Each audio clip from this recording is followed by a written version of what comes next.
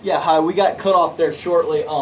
That's going to happen on occasion in some of these videos, and I'm sorry about that, but that's just the technology that I have while doing these. Some of them may be a little better quality, but that's where we are right now. The last thing I was saying there, it was that talking about some of the people that came here to North America first. As I mentioned, the Vikings and the Norsemen did. We have various stories of legends, and again, I'm not going to go on there. Very fascinating. I encourage you, if you're ever bored on an 18-hour road trip and you have nothing better to do, that's a great way to pass your time. But for the rest of you, I'm just going to move on. But it is suffice to say, Columbus wasn't the first person here.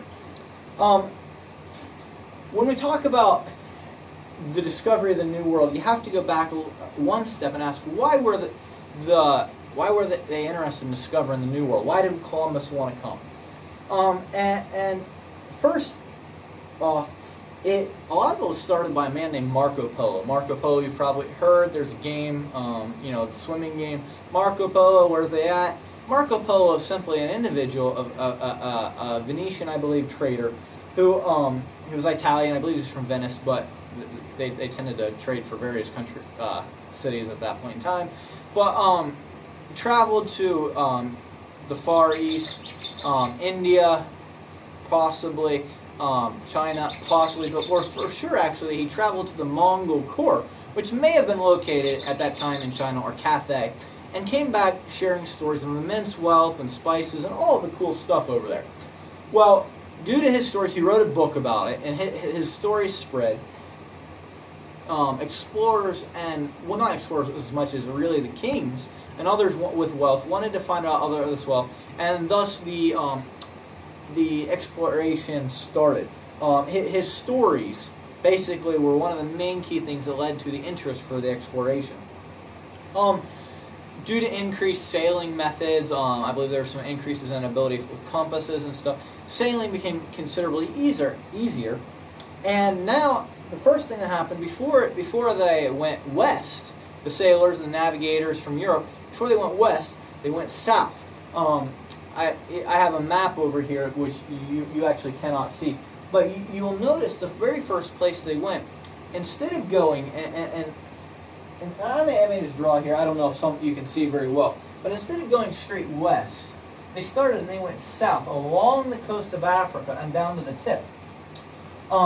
That was their first, the first direction they went. And some of the main groups here was the Portuguese, and the Portuguese sailed down the African coast, and they copied what had been going on there. There had been a kingdom of Mali, which was known for being extremely wealthy, and other places, and they copied what was going on there.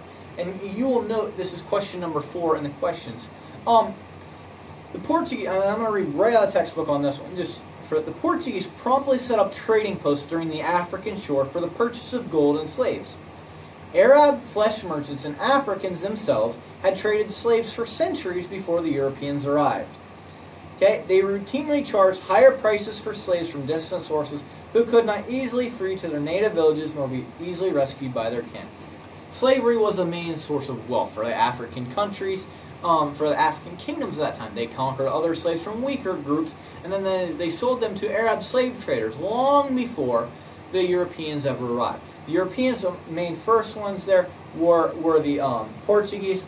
They rapidly built camps along the islands, or along the coast, and became involved in the slave trade. This is the Portuguese again, and they also owned the Canary Islands, which is where sugarcane was really had taken off, and rapidly the diet of Europe was begging for sugar, and the Canary Islands were producing a great deal of that, and so you had the system of plantation system, the slave system that we are come to know in the New World.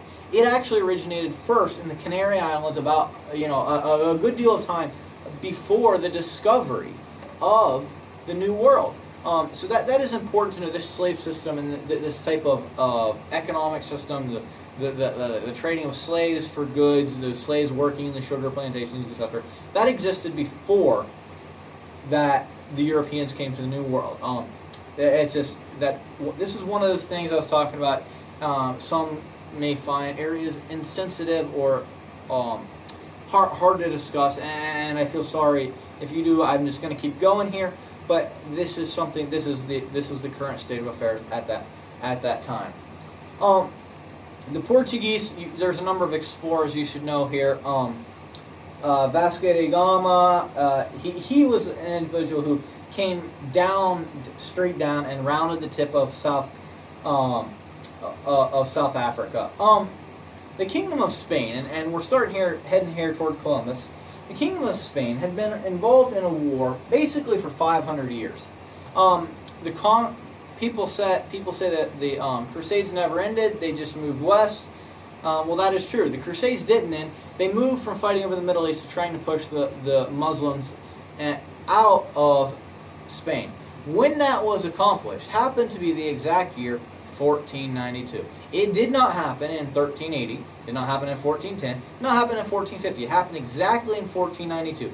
The minute that was accomplished, we find the energies of Europe went west. Before that it was accomplished, the energy of Europe was engaged in the 1,000-year struggle against the Arabs as a people group, but specifically against the religion of Islam. This is one of the reasons why we find so much controversy and cultural clash in our world today. I'm not going to go into that again, but this is something. The energies of Europe were spent on fighting for the propagation of the Christian religion. The minute they accomplished their goal in Europe, where it was unified, there was no longer a Muslim, an anti-Christian directly foothold into their continent. In the main continental area, especially Western Europe, they then focused their attention west. And who was it that was that? Christopher Columbus. You all know the story of Columbus. In 1492, Columbus sailed the ocean blue. Okay, Columbus had went to several different people, several different groups of people there in Europe. Eventually, got the amount of money he needed to sail to the New World via the Kingdom of Spain. Okay.